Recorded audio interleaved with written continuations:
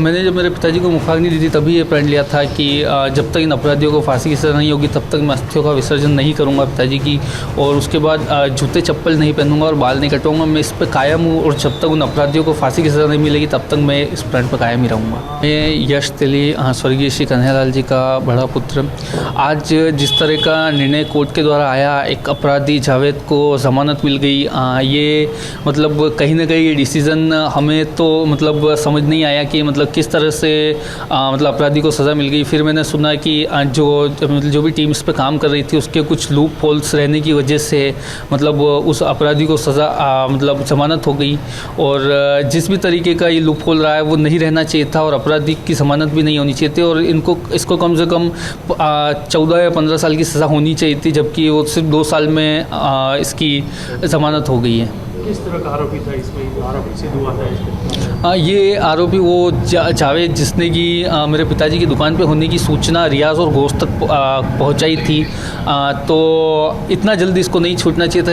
इस पे भी यूएपीए की धाराएं लगी हुई थी, आतंकवाद की धाराएं, तो मुझे ऐसा लगता है कि इस तरह की चीज़ नहीं होनी चाहिए थी और कोर्ट को भी इस पर डिसीज़न लेते हुए इसकी ज़मानत नहीं देनी चाहिए थी। इस डिसीजन को आप किस तरह मानते हैं, कैसे? देखिए, हम जिस भी तरह का डिसीजन है हम उसको भी आगे चैलेंज करेंगे और मैं पूरी कोशिश करूंगा कि इसकी जो ज़मानत हुई है वो किसी न किसी तरह खारिज हो।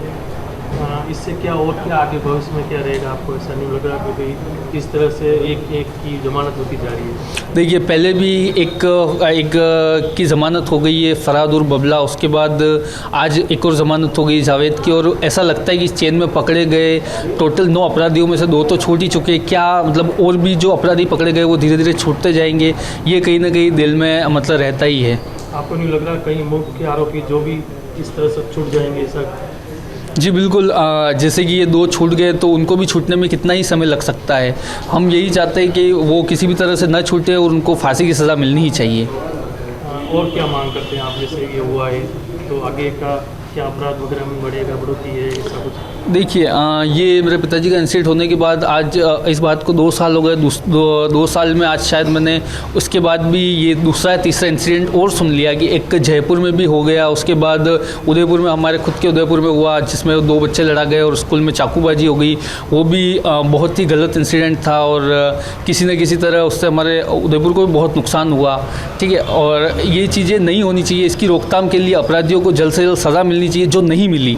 इसी वजह से इस तरह के अपराध को बल मिल रहा है और आगे भी बढ़ते जा रहे हैं। आप आगे और क्या करेंगे, वो प्रण भी ले रखा है, किस तरह का क्या? जी, मैंने जब मेरे पिताजी को मुखाग्नि दी थी तभी ये प्रण लिया था कि जब तक इन अपराधियों को फांसी की सज़ा नहीं होगी तब तक मैं अस्थियों का विसर्जन नहीं करूंगा पिताजी की, और उसके बाद जूते चप्पल नहीं पहनूंगा और बाल नहीं कटवाऊंगा। मैं इस पर कायम हूँ और जब तक उन अपराधियों को फांसी की सज़ा नहीं मिलेगी तब तक मैं इस प्रण पर कायम ही रहूँगा।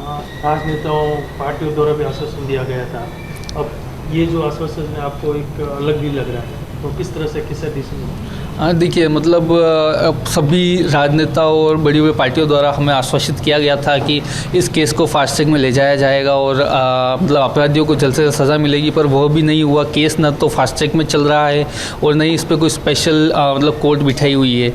मतलब ऐसा होना चाहिए था कि इस केस को अलग से लेकर डे बाई डे हियरिंग कराते तो मे बी पॉसिबल था कि अभी तक बहुत ज़्यादा काम हो गया होता, पर मेरी पेशी भी इतने टाइम बाद अब हो रही है, तो आप सोच ही सकते हैं कितना डिले हो चुका है। इसको फेलियर किस तरह मानते हैं? सरकार द्वारा भी कोई फेलियर का लग रहा है ऐसा कुछ आपको? देखिए, जो ज़मानत हुई है उससे कहीं ना कहीं ऐसा तो लग ही रहा है कि लूप होल छूटे जो नहीं छूटने चाहिए थे और कहीं ना कहीं कमियां रही है।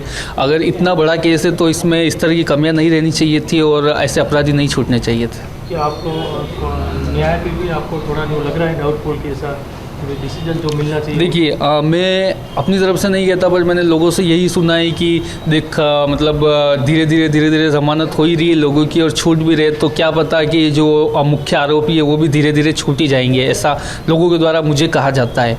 तो वो सुन के मुझे ऐसा लगता है कि यार, जब हम इतना केस लड़ रहे हैं, मैं रेगुलर पेशियों पर भी जा रहा हूँ, तो ऐसा नहीं होना चाहिए और अपराधियों को जल्द से जल्द सज़ा मिलनी ही चाहिए।